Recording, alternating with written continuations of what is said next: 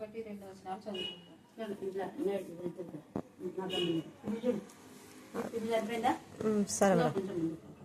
సరిపోయింది. యెహోవా నా బలము, నేను నిన్ను ప్రేమించుచున్నాను. యెహోవా నా శైలము, నా కోట, నన్ను రక్షించువాడు, నా కేడము, నా రక్షణ శృంగము, నా ఉన్నత దుర్గము, నా దేవుడు. దేవుడి వాక్య భాగం దీవించి ఆశీర్వదించుగాక. ఆమె ఆమె ఆమె. ఇంతవరకు అక్క వాక్యంలో ప్రార్థనలో ఎదిగింది కాబట్టి ఆ వాక్యమే ఆమెకు నూతన జీవనం. యెహోవా నా బలం. రోజు ఈ మాట అనుకోక నువ్వు కూడా. యెహోవా నా బలం, యెహోవా నా బలం, యెహోవా నా బలం. బల సౌందర్యంలో ఆయన సన్నిధిలోనే 96 కీర్తన 6లో ఉంది. కాబట్టి యెహోవా నా బలం అంటే యెహోవా ఎవరు? ఆదియందు వాక్యము నేను, వాక్యము దేవుడై ఉండేను. ఈ వాక్యమే మనకు బలం. ఈ వాక్యం ఎంత చెప్తాము రోజు. వాక్యం చదవకపోయినా ఏ సప్తమైతే ఏ సప్తమైతే కాదే పదే పదే పదే అదే శక్తి, అదే బలం. కాబట్టి యెహోవా నా బలం, ఆయననే మనకు చేయడం, ఆయన శైలం, ఆయన దుర్గం, ఆయన ఉన్నతులైనటువంటి మరి సహాయకుడు. కాబట్టి ఆయన సహాయమే, ఆయన చెయ్యే, నీ దక్షిణ హస్తమే, ఆయన యొక్క పరిశుద్ధ బాహు, ఆయన గార్పన్న హస్తము, ఆయన కరుణా హస్తము నిన్ను తాకి లేపి ఇక్కడికి ఇంటికి తీసుకొచ్చింది. కాబట్టి దేనికి భయపడేదాకా ధైర్యంగా ఉండు. టయానికి 2-3 సార్లు కానీ తినిపించు. గంజి ఎక్కువ రాదు, గోధుమ గంజి అట. మళ్ళీ ఇది బంపేది వద్దు, గోధుమ గంజి రాదు. ప్రేమ కలుగుతావా? మీకు వందనాలు స్తోత్రం చెల్లిస్తున్నాం. అక్కలో మీ నామం, మీ రక్తం మీరు ప్రకటించినారు, పరిశుద్ధ ఆత్మతో శక్తిని నింపినారు. మరి అన్న మా ప్రభ అతని సాక్షిని బట్టి అనేకులు మార్చబడాలి. అవునా మీ కృప అన్న కూడా భవిష్యత్తులో సంఘ పెద్ద కావాలని మేము ఇష్టపడుతున్నాం. కృప దయచేయండి ప్రభా. స్తోత్రం దేవా, మీకే స్తోత్రం, మీకే స్తోత్రం, మీకే స్తోత్రం, మీకే స్తోత్రం, మీకే స్తోత్రం, మీకే స్తోత్రం దేవా. నా ప్రభా మరి విక్టోర్ని బట్టి కూడా నా తల్లి మీకు వందనాలు చేయాలి. విక్టోర్కి నెమ్మది సమాధానం మీరు కలుగ చేయండి తండ్రి. పరిశుద్ధ ఆత్మతో శక్తితో మీరు నింపమని ప్రార్థిస్తున్నాం. మీ ఆత్మ ద్వారా అక్క లేపమని ప్రార్థిస్తున్నాను. లేచి నడవడానికి శక్తిని ఇస్తానన్నారు. నచ్చినందుకు నేను స్తుతిస్తున్నాను. ఇంకా నేను ఆనందించడానికి రైతులను వేసినామని ప్రార్థిస్తున్నాం తండ్రి. ఆమేన్ ఆమేన్ ఆమేన్. ఓకే, చదువుకుందాం. యోహాను సువార్త 17వ అధ్యాయము 24 నుంచి చివరి వరకు. తండ్రి, నేనెక్కడ ఉందునో అక్కడ నీవు నాకు అనుగ్రహించిన వారును నాతో కూడా ఉండవలననియు, నీవు నాకు అనుగ్రహించిన నా మహిమను వారు చూడవలననియు కోరుచున్నాను. జగత్తు పునాది వేయబడక మునిపే నీవు నన్ను ప్రేమించితివి. నీతి స్వరూపుడవు తండ్రి. లోకము నిన్ను ఎరుగలేదు, నేను నిన్ను ఎరుగుదును. నీవు నన్ను పంపితివని వీరెరిగి ఉన్నారు. నీవు నాయందు ఉంచిన ప్రేమ వారి యందును ఉండునట్లు నేను వారి యందు ఉండునట్లును వారికి నీ నామమును తెలియజేసి తిని ఇంకనూ తెలియజేసేదని చెప్పాను. దేవుడి యొక్క లేఖన భాగాన్ని దీవించి ఆస్వాదించుగాక. అంశం ఏది చెప్పండి?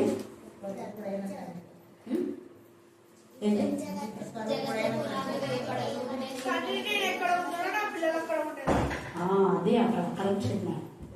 నీవు నాకు అనుగ్రహించి నా నామము వారు చూడవలనని కోరుచున్నాను అని చెప్పి పైన తండ్రి నేనెక్కడ ఉందో అక్కడ నీవు నాకు అనుగ్రహించే వారును నాతో కూడా ఉండవలను. తండ్రితో మనం, మనతో తండ్రి. ఏంటి చెప్పండి? తండ్రితో మనము నివాసము చేయుట,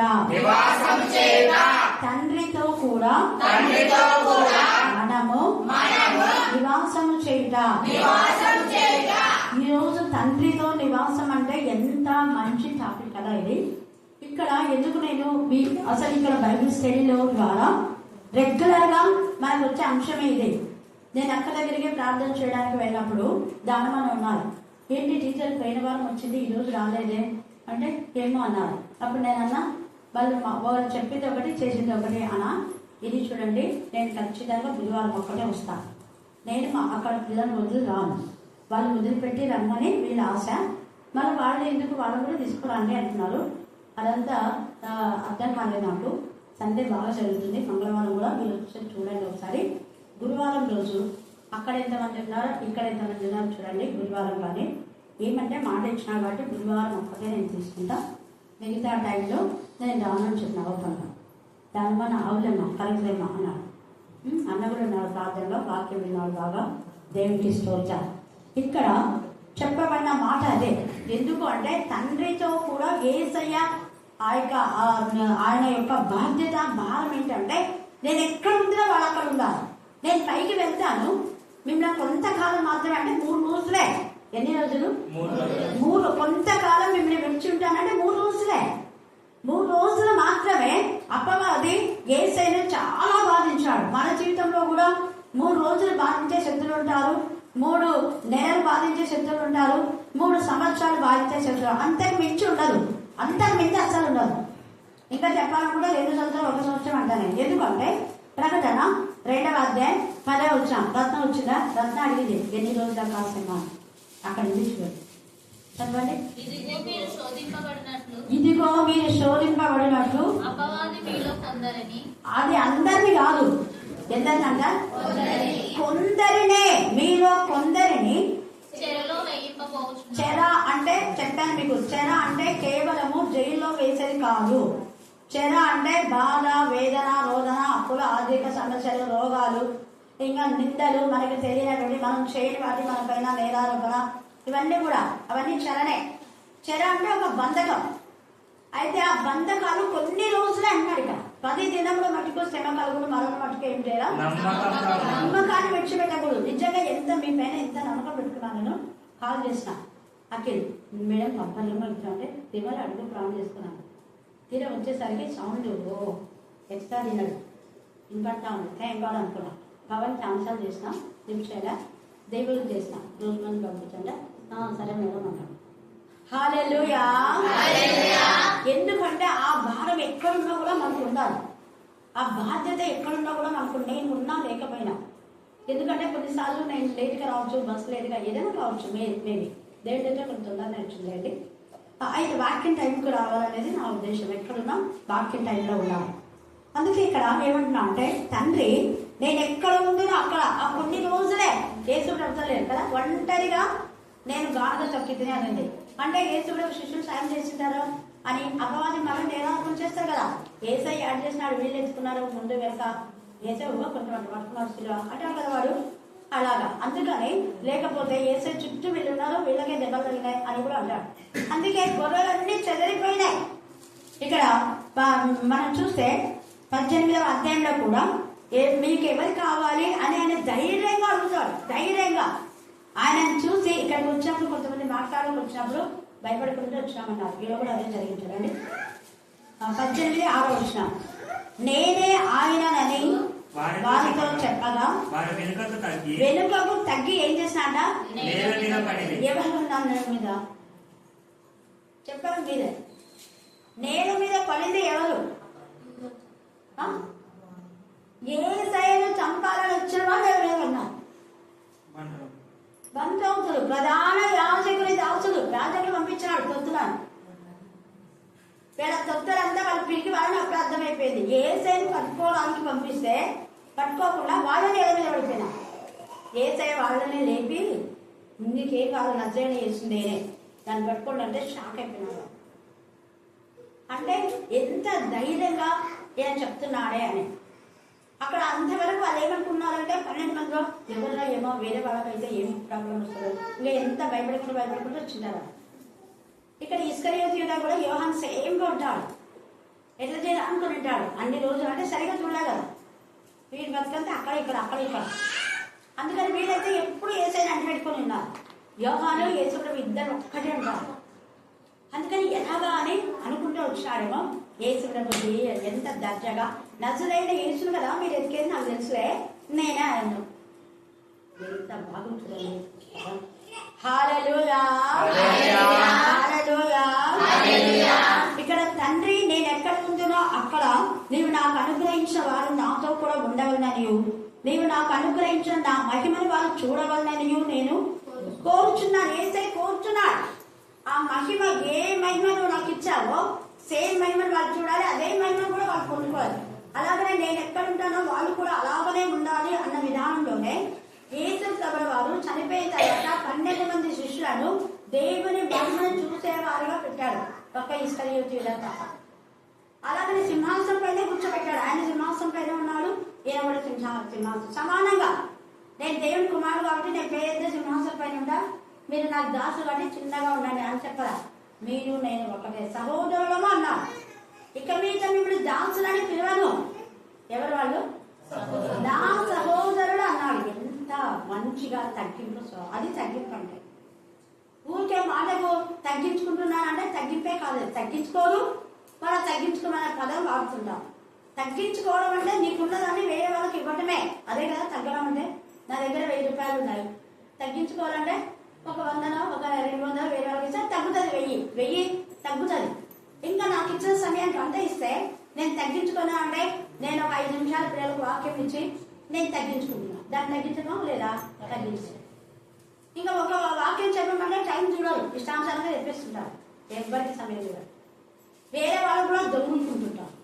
దొంగతనం చేసేది, హత్య చేసేది, నాశనం చేసేది అపవాది యొక్క సంగతి.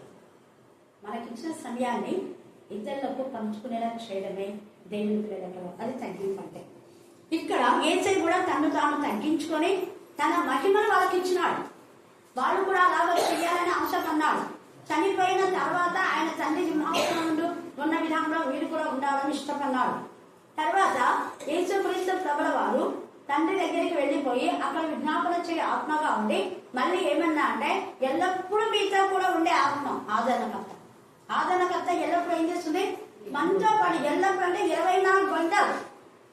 అప్పుడు యేసయ్య ఆ యొక్క మరి నది తీరాన కానివ్వండి, ఒలివ తోటకు ప్రార్థన చేయడానికి వెళ్తే వీళ్ళు ముందు వెళ్ళేవారు, యేసయ్య మాత్రం ప్రార్థన చేసేవాడు. ఒక్కోసారి ముగ్గురు వెంట పెట్టుకొని పోయేవారు, ఒక్కోసారి వాళ్ళు కూడా ఉన్నారు, అందరు కలిసి పంపిస్తారు. అప్పుడు వాళ్ళతో యేసయ్య ఉన్నాడు కదా, యేసయ్య లేడు కాబట్టి ఆ యొక్క సముద్రంలో వాళ్ళు వెళ్తూ ఉంటే గాలి అవంతా కూడా అలలు వచ్చినాయి, సముద్రం మునిగిపోయేలా వచ్చింది కదా, ఎందుకంటే యేసయ్య వాళ్ళ లేడు కాబట్టి. అప్పుడు యేసయ్య ఒంటరిగానే ఉన్నాడు, వాళ్ళందరూ వెళ్ళిపోయారు, వాళ్ళ దగ్గర యేసయ్య లేడు. ఇప్పుడు అవన్నీ వెయిట్ చేసుకొని అంటున్నాడు. అప్పుడు అలా కాదు, ఇది ఎల్లప్పుడూ మీతో ఉంటాడు.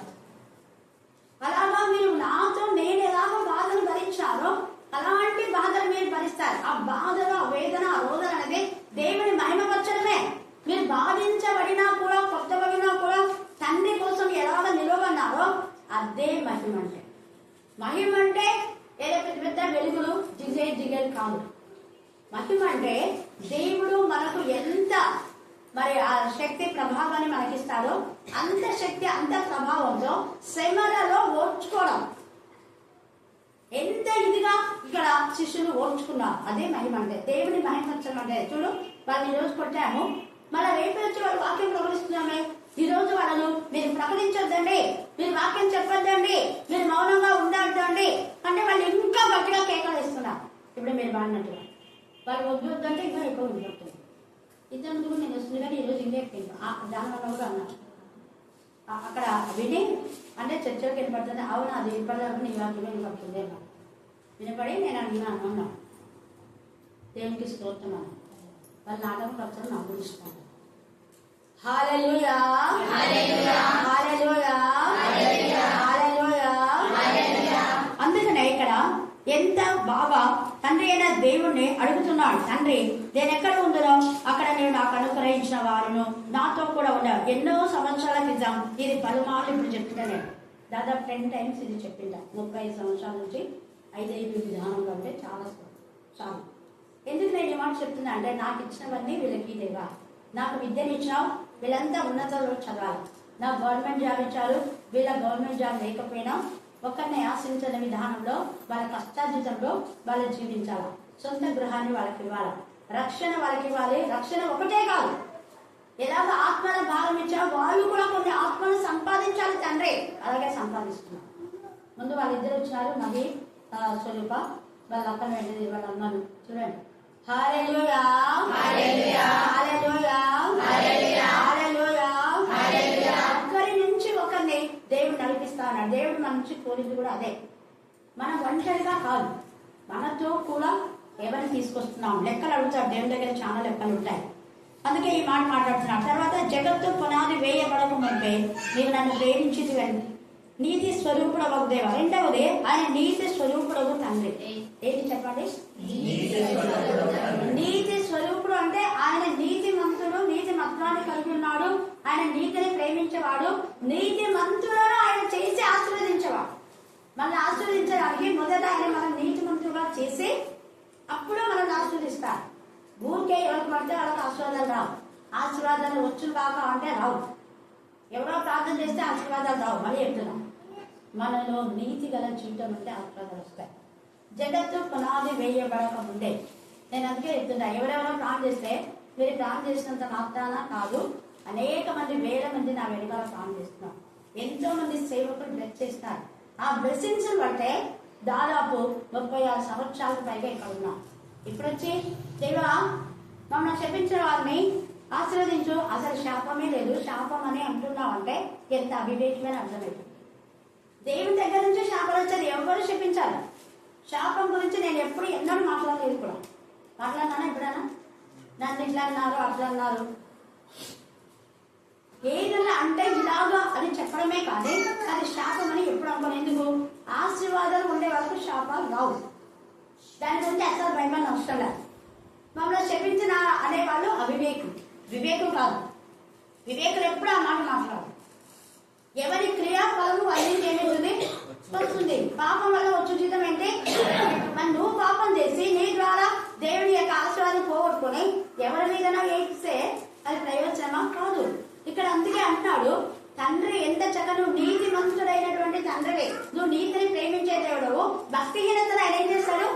ద్వేషిస్తాడు. చెప్పండి, తండ్రి అయిన దేవుడు నీతిని ప్రేమించి భక్తిహీనతను ద్వేషించును. నీతిని ప్రేమించి భక్తిహీనతను ద్వేషించును. భక్తిహీనులైన వాళ్ళు ఏం చేస్తారంటే ఏదంటే అదే హెచ్చరికలు శాపమంటారు, గద్దింపులు శాపమంటారు, ఇంకేది వాళ్ళ బతుకంతా శాపమైన వాళ్ళకి ఎప్పుడు నోటికి అదే వస్తుంటారు. హెచ్చరికలు గద్దింపులు ఆల్రెడీ ముందే దేవుడు రాసిపెట్టి ఉంచున్నాడు. పాపం వల్ల వచ్చు జీతం అని సెలవు జీతం రాసిందే దేవుడు రాసిపెట్టినాడు. మళ్ళీ చెప్పాలా? మళ్ళీ చెప్పాలా? పిరికి వారు అవిశ్వాసాలు, ఇక్కడ పిరికి వారు అంత ఇదిగా వచ్చాడు. ప్రధాన యాజకుని దాసులు ఏమేమో పాపం ఎరగదిద్దామని వచ్చినారు, కళ్ళు ఎరిగిపోయినారు. చూడండి, రాకుంటే చేతులు కట్టేద్దాం, కాళ్ళు కట్టే ఏమనుకున్నావో తెలియదు. పేదలు కోపగించి మళ్ళీ కూర్చుని తెగనడితే మళ్ళా వేసేదాన్ని పెట్టారు. అందుకనే ఎంత చక్కగా పరిశుద్ధాత్మదేవుడు ఈ రాత్రి నీతో నాతో మాట్లాడుతున్నాడు. భక్తిహీనులకు భక్తిహీనమైన ఆలోచనలే ఉంటాయి, భక్తిహీనమైన తలంపులే ఉంటాయి. నీతిమంతులు యథార్థమైతే వాళ్ళ సింహం వల్ల ధైర్యంగా ఉంది, వాళ్ళని ఎవరు ఏమీ చేయలేరు. తర్వాత ఏమన్నాడు చూడండి, 3వది, జగత్తు పునాది వేయగలకు మునిపే నీవు నన్ను ప్రేమించుదు. ఇక్కడ యేసయ్యను మాత్రమే కాదు ప్రేమించింది, జగత్తు పునాది వేయగలకు ముందే దేవుడు ఎవరినెవరిని ప్రేమించాడు చెప్పాలా? అందరినీ. ఆదాము మాత్రమే కాదు. చూడండి, ఎఫెసీయులకు రాసిన పత్రిక 1వ అధ్యాయము 5వ వచనం. ఎఫెసీయులకు రాసిన పత్రిక ఎట్లనగా తన ప్రియుని యందు తాను ఉచితంగా మనకు అనుగ్రహించిన తన కృప ఉచితంగా మనం చేసిన మేళ గొప్ప కాలం బట్టి దేవుడు జీవించలేదు. దేవుని యందు భయభక్తి కలిగి ఆయన కృపా కార్యములు బట్టి ఆయన ఏం చేస్తున్నాడు అంటే మనల్ని జగత్తు పునాది వేయబడక ముందే ఏం చేస్తున్నాడు? ఏర్పరచుకున్నాడు. ఏర్పాటు చేసుకున్నాక ప్రేమించే వాళ్ళనే.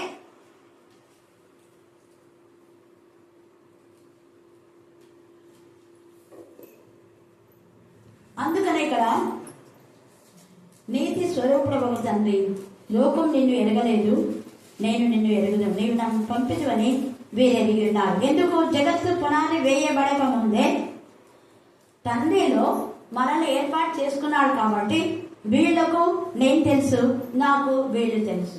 నువ్వు పంపావని ఎప్పుడైతే దేవుని చేత వీళ్ళు పంపబడిన వాళ్ళు అని తెలుసుకుంటారో వాళ్ళు గౌరవిస్తారు.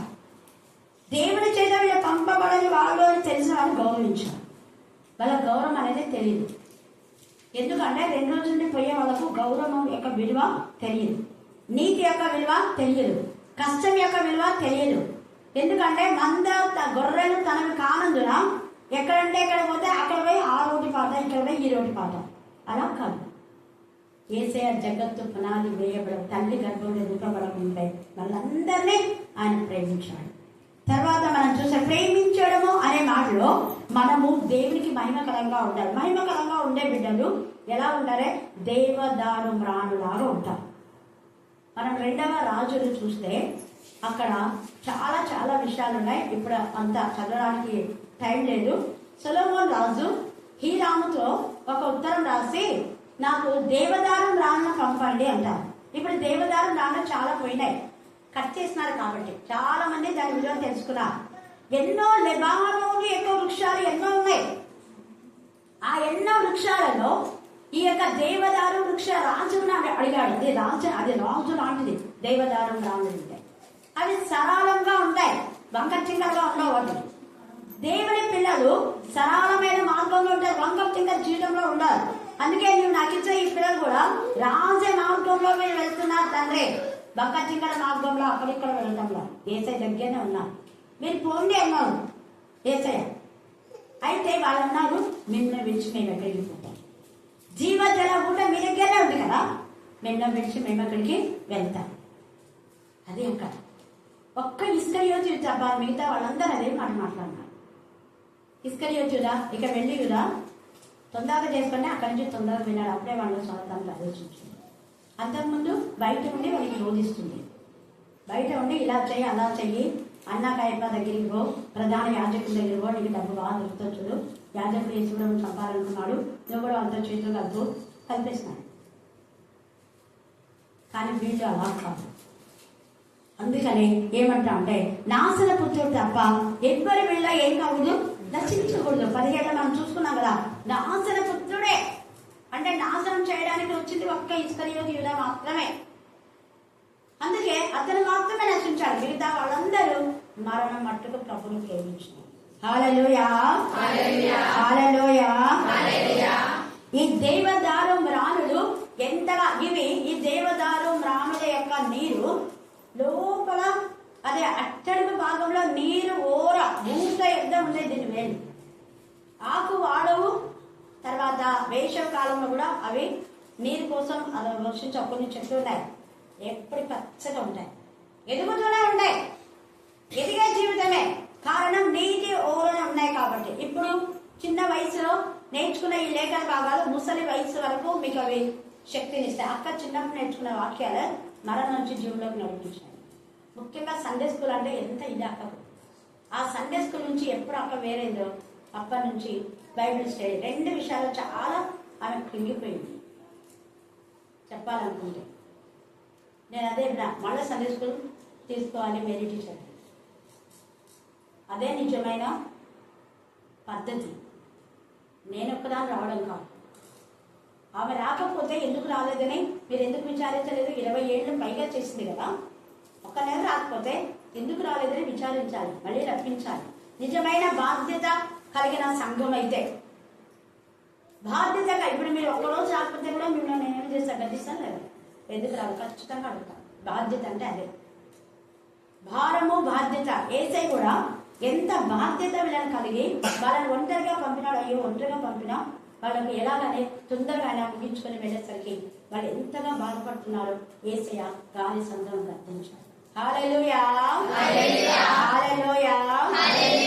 మన జీవితాలు దేవదారు వృక్షం లాగా, రాజవృక్షం లాగా, రాజవంశీకులాగా, రాజులైన యాజకులు. యాజకులు అంటే కేవలం పురుషులు మాత్రమే కాదు. యూదా వంశం నుంచి, లేవి వంశం నుంచి ఏసై వచ్చాడు. ఏసై జనన క్రమాన్ని గురించి తేటగా చెప్పాలి. న్యూ ఇయర్ లో 8వ రోజున ఆయన సున్నతి చేస్తున్నాడు. అంటే జనవరి 1వ దినంన మన పాత నిబంధనలో మొదటి సంవత్సరం 1వ నెల 1వ దినంన పండుగ ఆచరించాడు. ఆయన అల్ఫా ఒమేగాగా ఉన్నాడు. అల్ఫా ఒమేగాగా ఉన్న దేవుణ్ణి 1వ నెలలో మనం 1వ దినాన దేవుని గణపరచాలి, సమాజంగా కూడుకొనుడే ఉంది పాత నిబంధన. ఆ విధానంలోనే జనవరి వచ్చింది. జనవరి ఎందుకు వచ్చింది అనేది మనకు తెలియచేది. అంటే నూతన సంవత్సరంలో జనవరి మాసంలో అన్ని కొత్త చిగుళ్ళు వేస్తాయి, కొత్తగా పుష్పాలు కూడా, రోజెస్ కూడా ఇప్పుడు మంచిగా వస్తాయి కదా, లాగా వస్తాయి, కొత్త చిగుళ్ళు వేస్తాయి. ఆకులు కాల్చబడి మంచి చిగుళ్ళు వస్తా ఉంటాయి. నూతనమైన విధానంలో అందరి ఇళ్ళ కూడా శుభ్రంగా నూతన పరుచుకుంటారు. నూతనమైన వ్యక్తులు నూతన వాక్యం చెప్తే మన హృదయం నూతనంగా ఉంటుంది. ఎల్లప్పుడూ పాడితే పాడడం అవసరం లేదంటే పాత వాక్యం ఏమీ ఉండదు. నూతనమైన విధానంలో లేఖన భాగాలు తెలియచేయాలి. నూతన మార్పులు రావాలి. మనం నూతనంగా కొన్ని నిర్ణయాలు ఈ 2026లో నూతనంగా అందరూ ప్రార్థనలో ఏకీభవించాలని ఫ్రైడే రోజు ప్రతి ఫ్రైడే 7 to 9 ఉంటుంది. ఎంత చెప్పండి? చెప్పాలా? మళ్ళీ చెప్పాలా? 35 సంవత్సరాలు అయిపోయింది, 6 కూడా అయిపోయింది. ఇది 37లో మనం తీసుకున్న నిర్ణయం. ఎందుకంటే మిగతా వాళ్ళందరూ వస్తారు కాబట్టి ఆ విధానంలో అందరూ వచ్చి దేవుని మహిమపరచి కనపరచాలి. సమయం ముందు తండ్రి అయినా దేవునితో మనం ఉండాలి. మనం దేవదారు రాజవృక్షాలాగా రాజులాగా యాచక గుంపులో ఉండాలని, దేవుని మహిమపరచాలని, దేవుని గణపరచాలని, మొదటి మందిరం మహిమ కంటే ఇప్పుడు మందిరం యొక్క మహిమ మించున అన్న విధానంలో మన ఆత్మీయ జీవితం నానాటికి ఎదిగే జీవితంలో ఉండాలి. మనం ఆత్మల సంపాదనలో అనేక ఆత్మలు సంపాదించే వారంగా ఉండాలి. శత్రువు మన దగ్గరికి వచ్చినప్పుడు మనం కాదు భయపడాల్సింది. ఎవరు భయపడాలి? శత్రువు భయపడాలి. కొన్నాళ్ళు కాబట్టి నిన్ను వెతికే వారు తల ఒగ్గి చూడండి, వాళ్ళు వెనుకకు తగ్గి నేల మీద పడిదే. వాళ్ళు ఖచ్చితంగా నేల మీద పడతారు. దేవుడు మనం లేపారు. దేవుడు ఈ లేఖన భాగాన్ని దీవించి ఆశీర్వదించుగాక. ఆమేన్, ఆమేన్, ఆమేన్.